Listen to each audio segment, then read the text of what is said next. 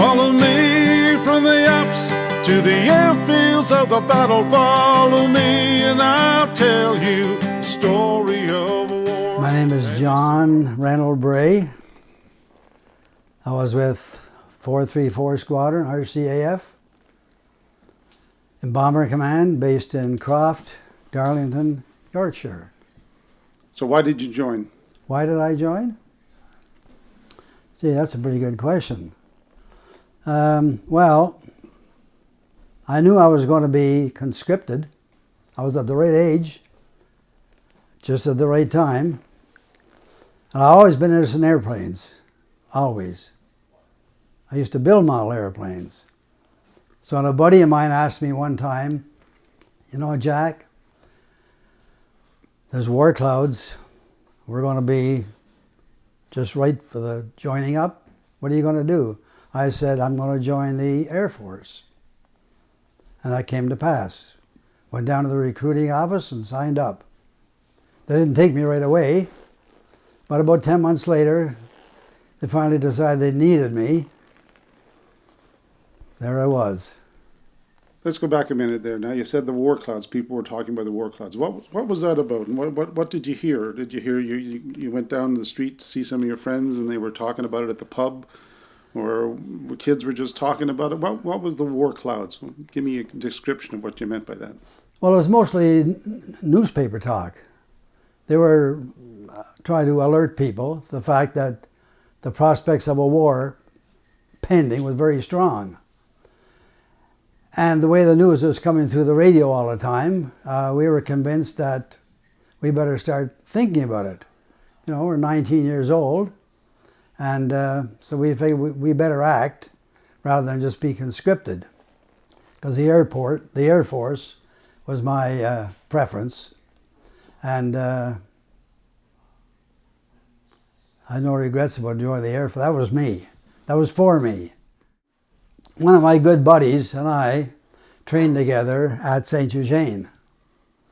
Then we were set out our different ways.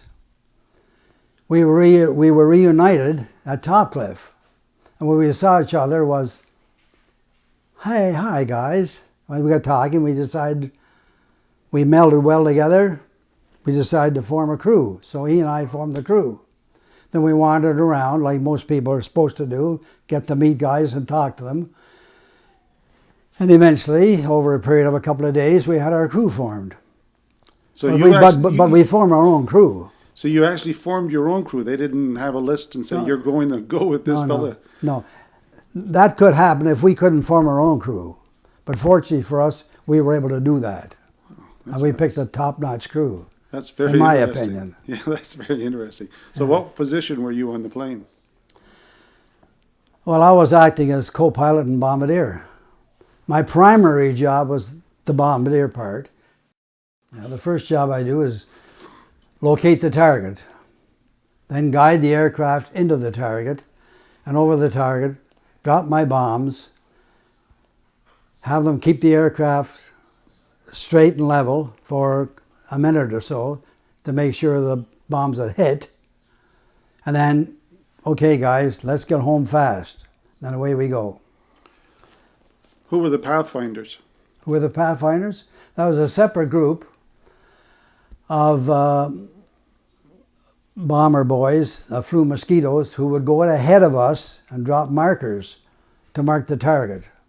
Then it was up to us guys to go and find those markers and identify that as the target. They were a tremendous help, because of course you were flying at night. What color were these markers? Generally orange, mostly. But of course, the Germans were pretty smart. They would catch on pretty quick, and they dropped markers. And we had to decide pretty fast, in a matter of split seconds, which is which. But mostly, I think we got it right. So most of your bombing missions were at night then? Oh yeah, most of them. Okay, so how do you see the color orange at nighttime? How did you do that? There was no problem. No? No problem. Just lands on top of the clouds, or there was like smoke? What was it? Well, no, it was generally clear over the target. Oh, I see. Otherwise, we wouldn't go. Oh, I see. I understand that. It could be foggy maybe before we get there, but generally when we get to the target. Otherwise, we wouldn't do it. So, what were some of the targets that you had to go to? Well, they were quite varied. Marshalling yards was quite prominent. Ammunition factories were quite prominent. Railway yards again, yeah. We dropped mines in the Frisian Islands along the Belgian coast to stop and hinder the German submarines and German shipping.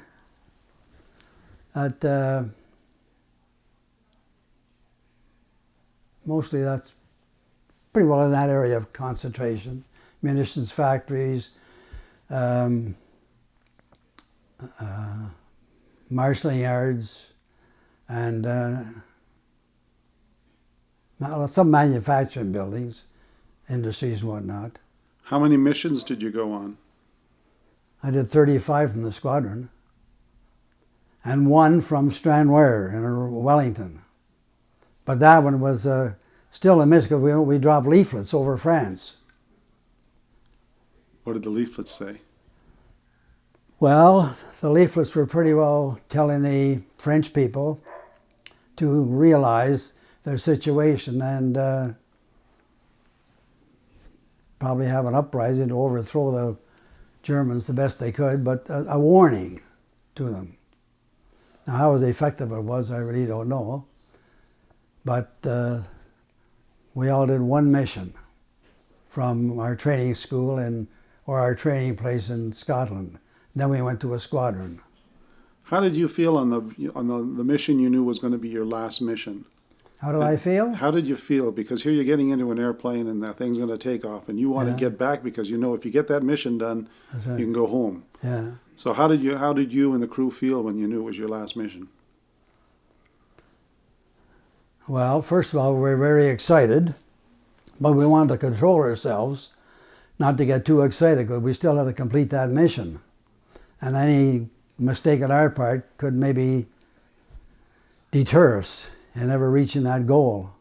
So we just settled down and did our job the way we used to do it and got it out of our mind and got back safely, kissed the ground and said, I wonder.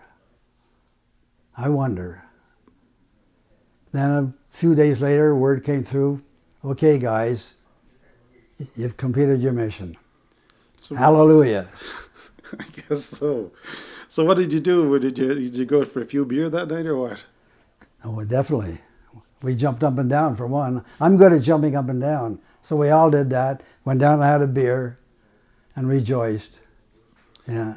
And what did they do? They send you back home to Canada after that, or they keep you in England? No, they sent us up to a camp.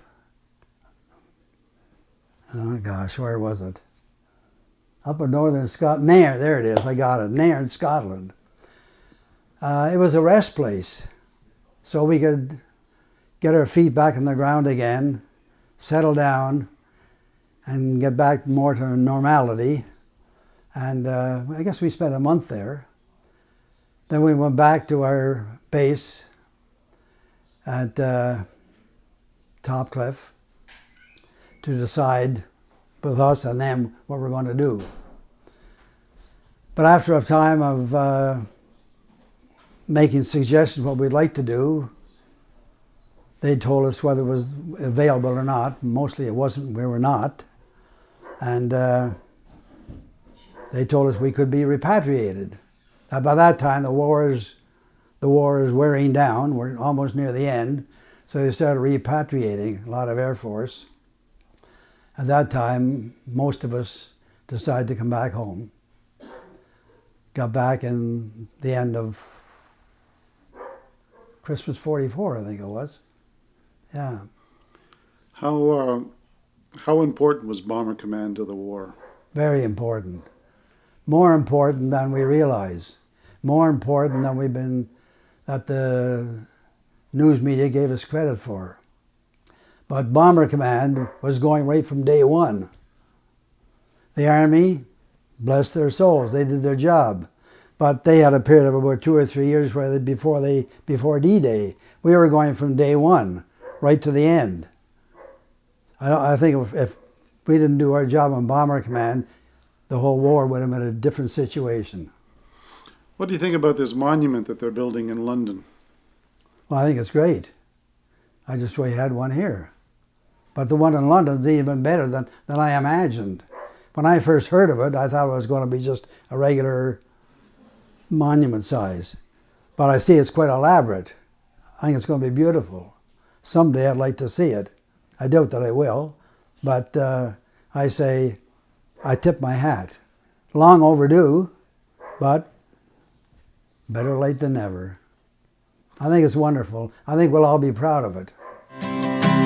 Follow me from the Alps to the airfields of the battle. Follow me and I'll tell you the story of a war. Have you seen her true love as he's lifting off the runway and he was gone by the light of an October